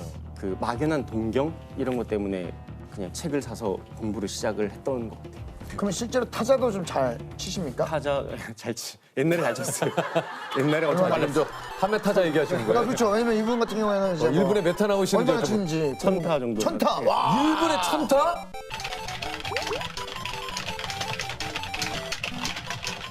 영화 속에서 뭐 예를 들면 계속해서 막 이게 화면에 막 잠깐만 있어봐. 언제 돼? 조금만 있어봐. 다 왔는데 그 영화 속에서 모습과 실제와 좀 차이가 있다면 그게 막 영화에서는 보면은 막 까만 화면에 초록색 글자들 막 있고 엄청 빨리 지나가죠. 쭉 올라가죠, 쭉 올라가죠. 사실 그거를 사람이 읽을 수가 없거든요. 너무 네. 빠르니까. 그러니까 그런 것들도 허구고 그리고 막 키보드 막 치면서 막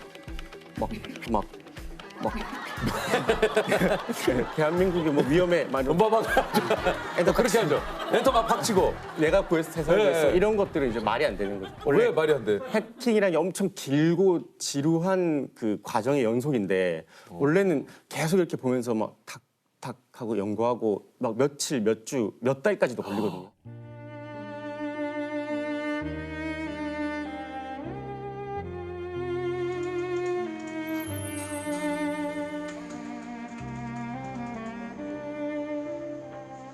각급 국가보안시설의 정보보안도 담당을 하고 계신다는데 주로 그 어떤 곳들의 보안 업무를 좀 하시나요?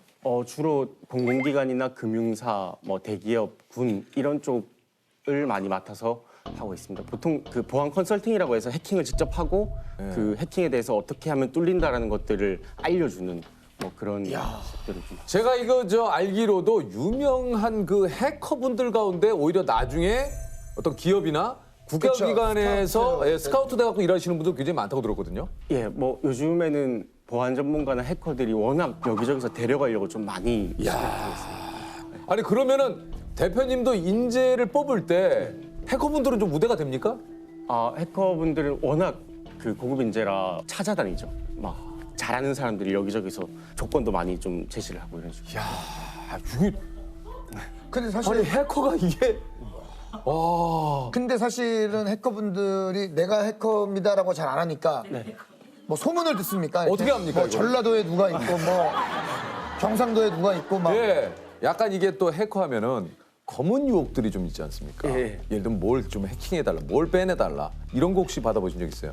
그 요즘에 제가 뭐 경찰이나 검찰 이런 데 자문을 하니까 요즘에는 안 오는데 옛날에 어릴 때는 뭐 현금으로 하는 그 도박 같은 게 있었거든요. 네, 그러니까 불법 사이트 같은 거군요. 예, 그런 거 패를 보는 걸 만들어주면 뭐 얼마 주겠다 뭐 이런 것들이 있어요.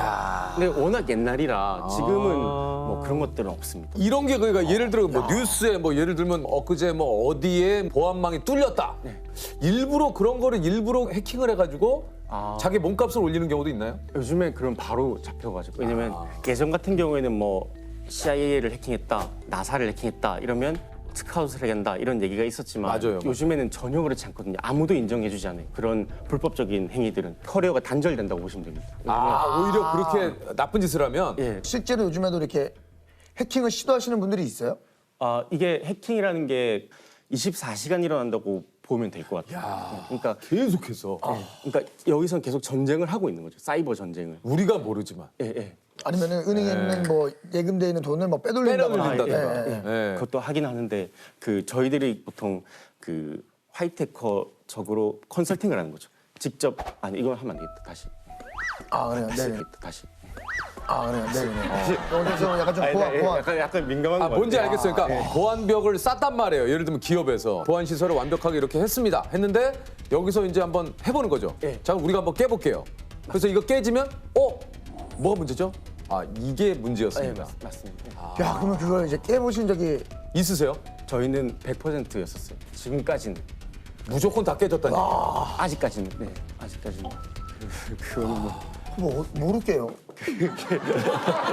아, 조셉 진짜. 벽돌로 깨겠어요. 뭐. 아, 진짜 어떻게 깨 그거를? 아니, 그걸 어떻게 깨지? 아니, 저 말씀하신 대로 직접 해결했던 사건들이 좀 있습니까? 뭐 해결했다보다는 뭐 민간 입장에서 좀 많이 노력했었던 건 예전에 그 320 전산망 사이버 테러가 있었던데 KBS와 MBC, YTN 등 방송사와 신한은행 등 일부 금융사들의 전산이 완전 마비됐습니다. 이들 방송사의 관계자들은 사내 전산망 마비로 현재 1시간 넘게 업무가 전면 중단된 상태라고 밝혔습니다.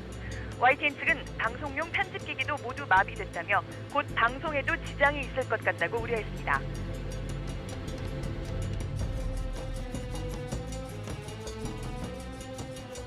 언론사 그리고 금융사를 대상으로 시스템을 파괴시키는 그런 사이버 테러였었습니다. 그 언론사 같은 데는 직접 그 당시에 가보니까 막 손으로 이렇게 써서 리포트하고 이런 식으로 하더라고요. 왜냐면 컴퓨터가 안 되니까. 그때 이제 언론사 가서 그 피해 입은 시스템들 같은 것들을 분석을 하고 이미 피해를 입었지만 2차 피해나 이런 것들 가능성을 또 발견을 했거든요. 그래서 그런 것까지 좀 방어를 좀 제한을 하고 이런 식으로. 그 첫 번째 공격을 분석하다 2차 공격 코드가 숨어 있는 걸 뭐 이렇게 알아내셨다는 그런 얘기. 네, 뭐 그런 뭐 공격 징후라든지 아니면 어떤 식으로 했는지 이런 것들에 대해서 민간 입장에서는 했고 실제 뒤에선 더 다른 분들이 많이 노력을 했겠죠. 저는 이제 드러난 게 그 정도고. 예. 아니 그럼 도대체 우리가 이제 가끔 우리 그 일상생활에 일어날 수 있는 휴대폰이라든가 이메일이라든가 여러 가지 좀 해킹을 막을 수 있는 방법 혹시 있습니까? 일단은 저 같은 경우에는 공공시설, 뭐 카페라든지 아니면 밖에서는 와이파이는 안 쓰고 있고요. 공공 와이파이요? 예, 공공 와이파이는 웬만하면 해킹 된다고 생각을 하고 있어서 저 같은 경우는 데이터들, 5G 이런 것들 많이 쓰고 있습니다. 그리고 비밀번호 같은 것들은 보통 한 글자라도 사이트별로 다르게 하는 게 중요하고요. 왜요? 저는 다. 근데 이거 하나하나 외우기가 너무 힘든데 이거. 이게 보통 이제 사이트가 50개면 사이트별로 비밀번호를 다르게 하면 50개를 외워야 되죠. 그러니까요. 그러니까 뭐 약간 패턴을 만들면 돼요. 예를 들어서 뭐 네이버다 이러면 N으로 시작하니까 비밀번호 앞에 N을 입력하고 다음이다 이러면 D로 시작하니까 앞에 D를 입력하고 이런 식으로라도 다르게 해야 돼요. 아무리 뭐 보안이 잘 된 사이트에 가입을 했더라도 군소 작은 사이트에 가입을 했을 경우도 있잖아요. 그럼 거기가 뚫리게 되면 이게 또 골치 다 아프네. 대입을 하거든요. 사이트별로 해커들이. 그래서 어떻게 해야 돼? 그런 거랑 그리고 또 소프트웨어 업데이트가 이게 엄청 상투적으로 보이지만 제일 중요한 것 중에 하나. 왜요? 업데이트 왜? 업데이트를 하면 기능만 보통은 업그레이드 된다고 생각을 하지만 거기에 이제 해킹 취약점도 함께 보안 패치를 통해서 막아지는 게 있거든요. 그래서 만약에 내가 1년 동안 업데이트를 안 했다 이러면 1년치의 해킹 취약점을 그대로 안고 있는 거죠. 아니 그 요즘 그래서 그 집안에 있는 그 노트북이나 컴퓨터에 있는 그 카메라. 그 회사에 있는 해커분들 공통점을 딱 보니까 보통 노트북이나 캠 같은 곳에 꼭 테이프로 가려두더라고요. 맞아요. 저도 집에서 스티커로 가려놨어요. 가더라 보인다고. 애견 카메라에서 애견용 CCTV 있잖아요. 근데 그거를 해킹을 해서 영상을 몰래 지켜보고 녹화를 하고 사이트에 공개하고 이런 사건들이 좀 있었거든요. 그래서 Please don't be scared or frightened. Who is this? You can never meet me. I'm a security researcher from Canada. I'm here to help you if your password's been leaked. No. That's crazy. So we're white hats, and we don't have any malicious intent, but I'm just here to kind of let you know, and so no one else any black hat hackers. Damn, man. Are you able to see where I live and everything? Yeah. I mean, I don't know where you live right now, but if someone was really that dedicated, I mean, yeah, they could geolocate an IP. They could see when you're not home. There's so many malicious things someone could do with this. Right. 아니 그 이제 요즘 그 여러 가지 해킹 수법도 좀 이게 진화가 되지 않습니까? 그러니까 요즘 유행하는 해킹 수법은 좀 뭐가 있나요? 제가 보기에는 그 사회공학 기법이라고 해서 사람의 취약점을 이용하는 해킹 수법이 가장 심각한 것 같아요. 예를 들면 뭐 보이스 피싱 이런 것들도 어떻게 보면 다 사람의 취약점을 이용하는 그렇죠, 거잖아요. 제가 만약에 드라마 작가다. 근데 이걸 보다가 여기 계신 분 이걸 딱 봤는데 이런 컨셉이 너무 좋아서 조연으로 좀 하고 싶습니다. 메시지 보내고 시놉시스를 좀 봐주세요 하고 링크를 보내는 거죠. 그러면 읽잖아요. 링크를 클릭하죠. 그러면 그때 뭐 타 아이디 비밀번호를 입력하고 나오네. 거기다. 그때 빠져나가는 경우가 많아요. 이거 뒤통수로 때리네 이거. 근데 보통 해킹이라는 게 막 엄청 심각한 고급 기술을 이용할 것 같지만 대부분 이런 사람의 취약점을 많이 이게 막 금융권 같은 데는 보안 예산을 막 몇백억씩 매년 쓰기도 그러니까요. 하거든요. 근데 보안이라는 게 100%가 없어서 어딘가는 홀이 있습니다. 왜냐면 컴퓨터지만 결국 컴퓨터도 사람이 만든 거잖아요. 그렇죠. 사람이 만든 거는 결국 실수라든지 허점이 있기 마련이라서 그런 확률을 줄여주는 게임이라고 봐도 될 것 같습니다. 그건 대표님이 정말 수백 개 업체를 하시다 보면 뭐 금전적으로도 뭐 굉장히 좀 수익이 갑자기 제가 뭐야? 아유 수익 물어보는 거예요? 아까부터 좀 봤는데 굉장히 고급원단을 굉장히 편안하게 보여도 깜짝 놀랐네. 수익이 이게 뭐 제 수익이 뭐 높다 이거보다 요즘에 좀 저는 좀 만족스러운 거는 예전에는 뭐 해커 뭐 보안 전문가 이런 대우가 많이 낮았거든요. 막 얼마 안 되고. 근데 요즘에는 수익이 엄청 높습니다. 그래서 회사 입장에서는 급여를 줄 때 좀 지장은 있지만 그래도 개인 입장에서는 좋으니까 이게 전체적으로 해커 입장에서는 좀 대우가 높아지고 있다. 실례지만 매출을 여쭤보는 건 실례입니까? 아니면 오픈이 돼 있습니까? 아니면 뭐 실례인 것 같아요. 실례는 아닌데. 실례는 아닌데. 저도 뭐 마음의 소리가 나왔네요. 아니 제가 제가 좀 이해하면 실례죠. 실례. 제가 좀 아니 그러면 이거는 좀 곤란하면 얘기 안 하셔도 되는데 그 회사에 계신 분들은 어떻게 건 바이 건으로 받는 겁니다. 그게 근데 너무 직접적이야. 약간 날카로운 질문이셨어요. 예. 그죠. 건바이 건으로 받는 경우도 있습니다. 그러니까. 그게 예를 들어서 저희 회사의 그 해커분들이 글로벌 탑 레벨이 엄청 많아요. 각 분야. 그래서 그런 분들이 뭐 몇 개월 동안 연구한 그 결과의 가치가 뭐 수십억이 되는 경우도 있죠. 그러니까 그러면 그런 경우에는 또 건바이 건으로 가져갈 수도 있는 거죠. 그러면은 혹시 제가 지금 시작하기엔 좀 늦었습니까? 늦었습니다. 늦었어요? 아니 왜요? 이게 뭐 나이 제한이 있는 거 아니지 않습니까? 연세 어떻게? 저 올해 이제 연세가 40 됐습니다. 연세가 늦은 것 같습니다. 그러니까 회사에 지금 못 들어온다는 얘기죠, 그러니까. 들어올 수는 있는데 뭐 예. 할 게 없는 거죠. 네.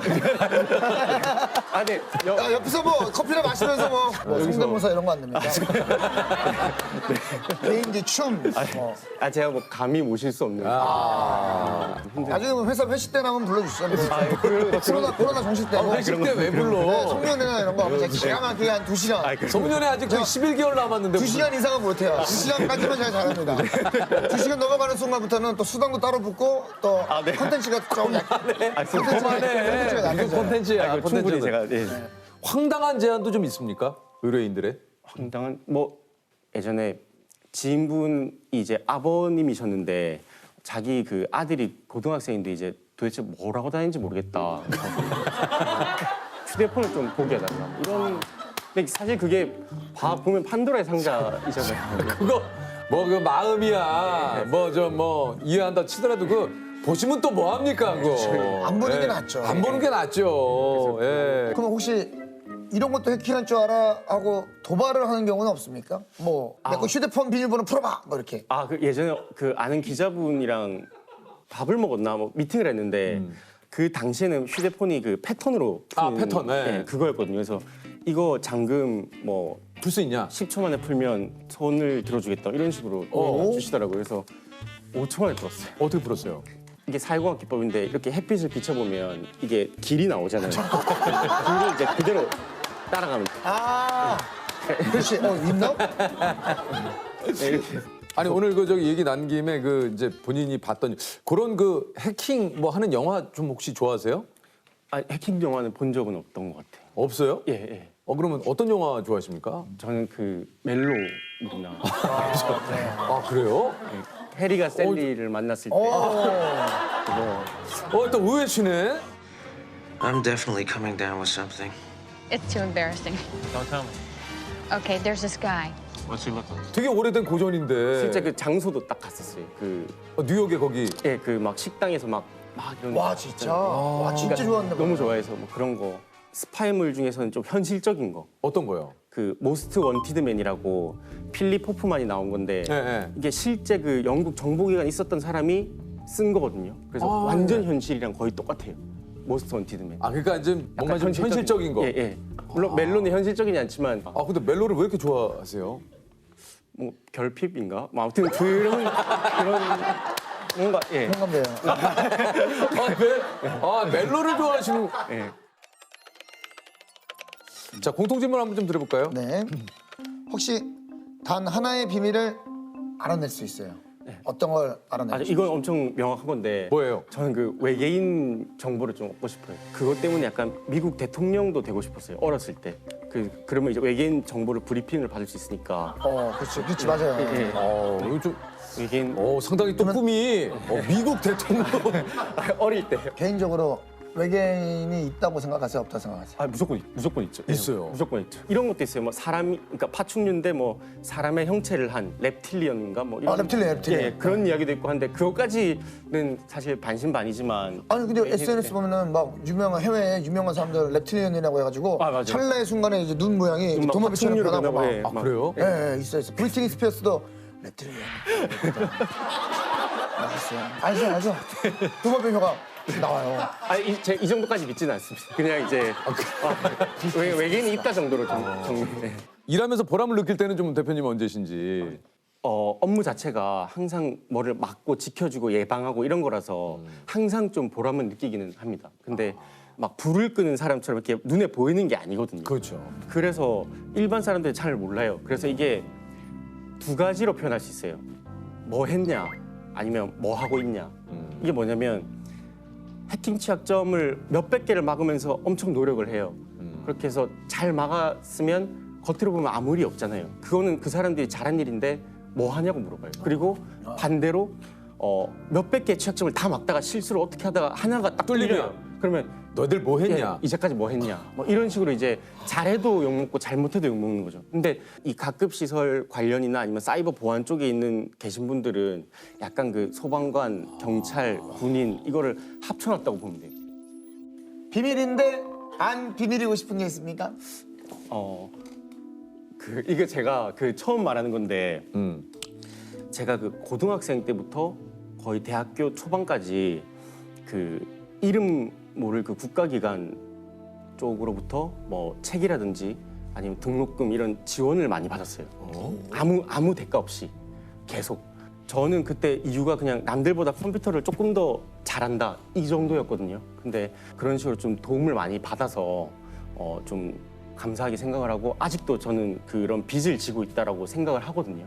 그래서 언젠가는 우리나라를 위해서 작게라도 좀 많이 다시 베풀고 싶다 뭐 이런 생각이 좀 있습니다. 그래서 이게 한 10수년 됐으니까 얘기하는 건데 사실 좀 그 당시에는 비밀이었으니까 알려지면 안 돼서 몰랐던 그런. 국가기관에서 그렇게 그 어떤. 예, 뭐 이름은 아마 몰랐나 없었나 뭐 그랬을 것 같아요. 그래서. 이야. 이름 모를 어떤 기관으로부터 계속해서 뭐 이런 지원을 어느 정도 좀 받았다.